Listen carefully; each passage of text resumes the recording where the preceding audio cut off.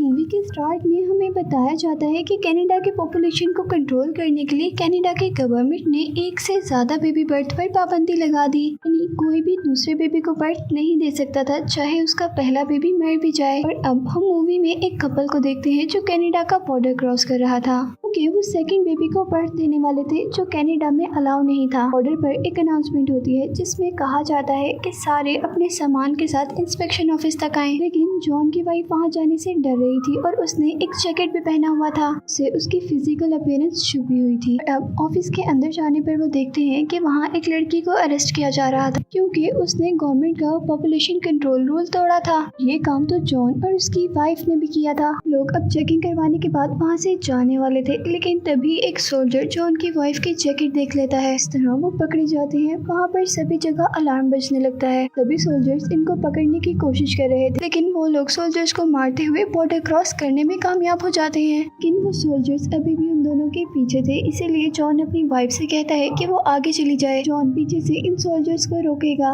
इस तरह जॉन की वाइफ बच जाती है और जॉन अरेस्ट हो जाता है। और नेक्स्ट सीन में हम जॉन को प्रिजनर्स यानी कैदियों के साथ देखते हैं। तो एक ट्रक में फोर्ट्रेस ले जाया जा रहा था। फोर्ट्रेस एक डेजर्ट के दरमियान एक अंडरग्राउंड जेल था। जेल में प्रिजनर्स को ज़हनी तौर पर भी कैदी बना लिया जाता था। ये नहीं कोई प्रिजनर पुलिस के खिलाफ कुछ सोच भी नहीं सकता था। उनकी सोच को कंट्रोल करने के लिए वो लोग न्यू टेक्नोलॉजीज का इस्तेमाल कर रहे थे। इस जेल में से किसी भी तरह बचकर जाना मुमकिन नहीं था। अब फोर्ट्रेस के अंदर प्रिजनर्स को सोल्जर कपड़े उतारने का कहते हैं और उनको एक वॉइस वेलकम कहती है, जो कि वहाँ के डायरेक्टर की थी। के बाद सब लोगों को एक रूम में लेकर जाया जाता है, जहाँ वो सब लोग एक प्रोसेस से गुजरते हैं। इस प्रोसेस में उनकी इंटेस्टाइन में एक सिक्योरिटी सिस्टम इंजेक्ट कर दिया जाता है और ये सिस्टम उनके माइंड और बॉडी को कंट्रोल भी कर सकता था और उनको सजा यानी पनिशमेंट भी दे सकता था। प्रोसेस का नेम इंटेस्टिनेशन था।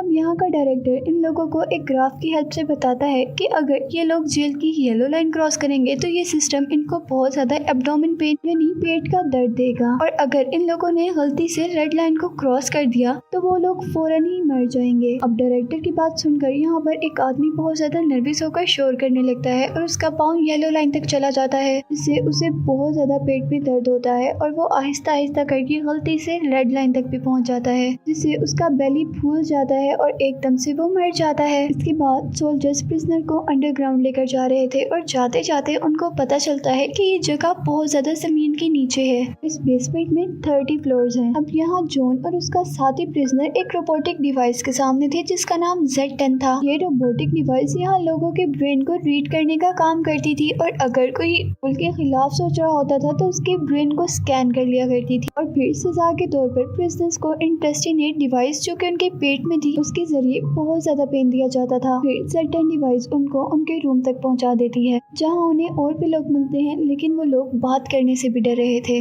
और फिर सोने से पहले एक प्रिजनर जॉन को बताता है कि तुम यहाँ पर ख्वाब मत देखना। और फिर रात को Z10 मशीन सभी प्रिजनर्स के ब्रेन को रीड करती है और उसे पता चलता है कि जॉन ख्वाब देख रहा है। Z10 मशीन जॉन के ब्रेन को रीड करती है, जहाँ उन्हें पता चलता है कि वो अपनी वाइफ को ख्वाब में देख रहा है और ये ख्वाब Z10 कंप्यूटर के जरिए वहाँ का डायरेक्टर भी देख सकता था, जिसे देखकर वो डायरेक्टर जॉन को इंटेस्टिनेट डिवाइस जो कि उसके पेट में थी उसके जरिए बहुत ज्यादा पेन देता है। जॉन उस पेन से शाउट करता है और वहाँ पर सारे लोग उठ जाते हैं और फिर उन्हें वहाँ पर डायरेक्टर की आवाज सुनाई जाती है, जहाँ पर जॉन को बताया जा रहा था कि यहाँ ख्वाब देखना मना है। नेक्स्ट डे हम सारे प्रिजनर्स को कंस्ट्रक्शन साइट पर देखते हैं, जहाँ उन सबको काम करने के लिए लाया गया था। हाँ, एक प्रिजनर जॉन के साथ ही प्रिजनर जिसका नाम नैनो था उसे तंग कर रहा था। जॉन जाकर नैनो को उस आदमी से बचाता है और उस आदमी की पिटाई भी करता है। इस तरह उन दोनों के दरमियान में बहुत ज्यादा फाइट होती है और अब उस फाइट की वजह से हम उन तीनों यानी जॉन, नैनो और उस आदमी को एक बहुत छोटे से लेजर सेल में देखते हैं। यहाँ उनसे पूछा जा रहा था कि लड़ाई किसने शुरू की और इसकी वजह क्या थी। नैनो ये सब कुछ बताने से डर रहा था क्योंकि दूसरा आदमी उसे वार्न कर रहा था कि अगर उसने बताया तो उसके साथ बहुत बुरा होगा। फिर जॉन नैनो को बचाने के लिए सबको कह देता है कि लड़ाई उसने शुरू की थी और इस बात पर जॉन को उनके डायरेक्टर के पास लेकर जाया जाता है, जहां वो डायरेक्टर जॉन को कंप्यूटर पर दिखाता है कि उसकी वाइफ को भी पकड़ लिया गया है और साथ ही जॉन को उसकी गलती की सजा के तौर पर उसे दोबारा इंटेस्टिनेट डिवाइस की मदद से एब्डोमेन पेन दिया जाता है। नेक्स्ट सीन में हम देखते हैं कि वो आदमी दोबारा काम करने के दौरान जॉन से फाइट स्टार्ट कर देता है। इस फाइट को सब देख रहे, कुछ लोग उसे एंजॉय भी कर रहे थे। एंजॉय करने वालों में डायरेक्टर डायरेक्टर भी शामिल था जो अपने कंप्यूटर से ये सब चीज देख रहा था। और डायरेक्टर जॉन से कहता है कि दूसरे आदमी को बहुत मारो। उन दोनों के दरमियान में बहुत ही बुरी फाइट हो रही थी और दोनों के मुंह से खून भी निकल रहा था। ये सब चीजें जॉन की वाइफ कैरन भी अपने फ्लोर से देख रही थी। जॉन उस आदमी को मारकर दूर गिराता है जहाँ से अब वो नीचे गिरने वाला था। डायरेक्टर जॉन से कहता है कि उस आदमी को नीचे गिराकर उसका काम खत्म कर दो, लेकिन जॉन ऐसा नहीं करता बल्कि उस आदमी की हेल्प करता है और उसे ऊपर लेकर आता है, जिससे डायरेक्टर को बहुत ज्यादा गुस्सा आता है और वो उस आदमी को इंटेस्टिनेट डिवाइस की हेल्प से खुद ही मार देता है। जॉन को सोल्जर्स डायरेक्टर की बात ना मानने पर एक मशीन से लटका देते हैं। जॉन को उसकी वाइफ से मिलवाया जाता है और फिर उस मशीन को चला दिया जाता है जो कॉन्टिन्यूसली सर्कुलर मोशन में मूव कर रही थी। यानी उस मशीन के अंदर जॉन घूम रहा था और इस मशीन में उसका दिमाग बिल्कुल खराब हो जाता है और वो सब कुछ भूल जाता है। जब 3 दिन के बाद उसे इस मशीन से उतारा जाता है तो वो ना तो बोल सकता था, ना ही कुछ सुन सकता था, इवन के पेन भी नहीं फील कर सकता था। अभी भी जॉन को बाहर निकालने के लिए उसकी वाइफ ने स्ट्रगल की थी और वो अब डायरेक्टर के साथ थी, जहाँ अब कैरन को पता चलता है कि डायरेक्टर ने अपने आप को एक एडवांस वुमन में चेंज कर लिया है। यानी ना तो अब उसे नींद आएगी और ना ही उसे भूख लगेगी, बस महीने में एक मरतबा उसे कुछ कैप्सूल और न्यूट्रिशन की जरूरत पड़ेगी। और वो कैरन को बताता है कि इस जेल में जितने भी बेबी बर्थ लेंगे उन सबको एडवांस वुमन बना दिया जाएगा, जिससे ओवर पॉपुलेशन की प्रॉब्लम बिल्कुल खत्म हो जाएगी। इसके बाद फिर हम जॉन को देखते हैं तो अब 4 महीने गुजरने के बाद भी रिकवर नहीं हो पाया था। जॉन का साथी प्रिजनर इब्राहिम उसे नॉर्मल करने की बहुत कोशिश कर रहा था। अब इब्राहिम जॉन से कह रहा था कि काफी टाइम गुजर गया है और अब तुम फादर बनने जा रहे हो, लेकिन इस बात पर भी जॉन कोई रिस्पॉन्स नहीं देता, बस एक आंसू उसकी आंख से निकलता है। उसी रात कैरन डायरेक्टर को कोई ड्रिंक पिलाती है जिससे डायरेक्टर बेहोश हो जाता है और फिर वो जल्दी से Z10 कंप्यूटर की तरफ जाती है और जॉन के ब्रेन को रीड करती है, जहाँ एक छोटा सा जॉन एक बहुत गहरी टनल में बैठा हुआ था और कैरन उसे बाहर निकालने की कोशिश कर रही थी। कैरन Z10 मशीन की हेल्प से जॉन के ब्रेन को कंट्रोल करती है और उस बच्चे को बाहर निकालती है और इस तरह असल जिंदगी में भी जॉन बिल्कुल ठीक हो जाता है। जॉन को बिल्कुल ठीक देखकर जॉन के सभी साथी बहुत ज्यादा खुश होते हैं। अब जॉन इब्राहिम से रिक्वेस्ट करता है कि वो प्लीज उसकी हेल्प करे, क्योंकि वो अपनी वाइफ को लेकर यहाँ से बाहर जाना चाहता था और इसकी बात इब्राहिम भी मान लेता है। इब्राहिम जाकर कैरन को जॉन की रिकवरी के बारे में बताता है, जिससे वो बहुत ज्यादा खुश हो गई थी। फिर दूसरी तरफ हम देखते हैं कि जॉन के साथी नैनो के पास अभी भी वो डिवाइस थी जो उस आदमी के मरने पर उस आदमी के पेट से निकली थी और जॉन ने चुरा कर आने से पहले नैनो को दे दी थी। और यहाँ एक प्रिजनर जॉन को बताता है कि वो एक सॉफ्टवेयर इंजीनियर है और वो इस डिवाइस को रीड करना चाहता है, इससे वो डेफिनेटली यहाँ से निकलने का कोई ना कोई रास्ता तो निकाल ही लेंगे। फिर हम कैरन को देखते हैं जिसने एक डायमंड की तरह की डिवाइस चुरा ली थी, क्योंकि उसे पता चला था कि ये डिवाइस यहाँ के कंप्यूटर सिस्टम की है। कैरन ये डिवाइस इब्राहिम को देती है, उससे कहती है कि ये डिवाइस प्लीज जॉन तक पहुँचा दे, लेकिन इब्राहिम ऐसा नहीं करना चाहता था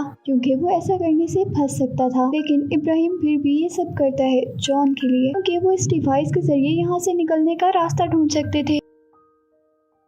अब जॉन और उसके साथी प्रिजनर्स को पता चलता है कि इंटेस्टिनेट डिवाइस जो उस आदमी के पेट से निकली थी वो एक मैग्नेटिक डिवाइस है, बाकी दूसरी डिवाइसेस को बाहर निकालने में हेल्प कर सकती है। और यहाँ डायरेक्टर को पता चल जाता है कि कैरन ने उनके कंप्यूटर सिस्टम की उठाई, जिसकी वजह से उनके Z10 सिस्टम में फॉल्ट हो गया था और इस चीज से उसे बहुत ज्यादा गुस्सा आता है। और दूसरी तरफ जॉन और उसके बाकी साथी अपनी अपनी इंटेस्टिनेट डिवाइस को अपने पेट से निकाल लेते हैं और एक टनल पर लगा देते हैं, जिस टनल के बारे में उन्हें उसकी हेल्प से पता चला था कि वो बाहर जाने का रास्ता थी। वो लोग ऐसा शो करवाते हैं कि वो सभी लोग लड़ रहे हैं और इस बात से डायरेक्टर को और ज्यादा गुस्सा आ जाता है। वो गुस्से में सारी इंटेस्टिनेट डिवाइसेस को उन सारे लोगों को मारने का ऑर्डर देता है, लेकिन अब क्योंकि इंटेस्टिनेट डिवाइस तो उनके पेट में थी नहीं, उन्होंने उस टनल में लगा दी थी, तो वो टनल टूट जाती है। उन लोगों को इस टनल से बाहर जाने का रास्ता मिल जाता है, लेकिन उनकी ये कोशिश भी नाकाम हो जाती है क्योंकि टनल में डायरेक्टर पॉइजनस गैस छोड़ देता है और उस टनल के अंदर एडवांस सोल्जर्स भी होते हैं जो उन सब पर अटैक कर देते हैं। यहाँ प्लान के अकॉर्डिंग इब्राहिम कैरन को लेने आया था, लेकिन वहाँ उन्हें डायरेक्टर देख लेता है और गुस्से में डायरेक्टर इब्राहिम का गला दबाकर उसे वहीं पर मार देता है और वो कैरन को सजा देता है कि उसके बेबी को एक एडवांस वुमन में चेंज कर दिया जाए। यहाँ टनल के अंदर जॉन उन सोल्जर से लड़ता है क्योंकि जॉन खुद भी एक सोल्जर था। फिर वो उन्हीं सोल्जर्स की गन लेकर उन्हीं को मार देता है और एक लिफ्ट में आ जाता है, जहाँ से वो लोग ऊपर की तरफ यानी अर्थ की सरफेस की तरफ जाने वाले थे। थे। वे प्रिजनर्स उन लोगों को देखकर बहुत ज्यादा खुश थे क्योंकि वो पहले लोग थे जो यहाँ से बचकर जा रहे थे। जॉन डायरेक्टर के पास जाता है और उससे कैरन के बारे में पूछता है और फिर जॉन खुद ही कैरन को कंप्यूटर स्क्रीन पर देख लेता है जहाँ उसके बेबी को एडवांस वुमन बनाने की तैयारी की जा रही थी। जॉन डायरेक्टर से कहता है कि ये सब बंद कर दे, लेकिन वो ऐसा नहीं कर सकता था क्योंकि Z10 आउट ऑफ कंट्रोल था। जॉन डायरेक्टर को मारकर मेडिकल वार्ड का इलेक्ट्रिसिटी सिस्टम डिस्ट्रॉय कर देता है और जॉन के ये करने से सिक्योरिटी सिस्टम में भी कुछ खराबी आ जाती है। सभी लोग उस जेल से बाहर भागने लगते हैं। जॉन अपनी वाइफ और नैनो को लेकर वहाँ से बाहर आ जाता है और वो लोग उन्हीं की कार लेकर वहाँ से बहुत दूर चले जाते हैं। लेकिन जल्द ही जेल का कंप्यूटर सिस्टम ठीक हो जाता है। जिस कार में वो लोग आए थे वो कार भी Z10 के कंट्रोल में आ जाती है, इसीलिए वो लोग कार के कैमरा से उन्हें देखते हैं और उन्हें शूट करने लगते हैं जहाँ नैनो तो मर जाता है। लेकिन जॉन अपनी गन से उस कार को शूट कर देता है और वो कार उस शेड के अंदर आ जाती है जिस शेड में भी कैरन थी और वहाँ जाकर ब्लास्ट हो जाती है। जॉन तो बच जाता है लेकिन वो अपनी वाइफ कैरन को ढूंढने लगा था और कैरन उसे शेड के पीछे मिलती है जहाँ उनके पास उनका बेबी भी था और मूवी इसी के साथ एंड हो जाती है।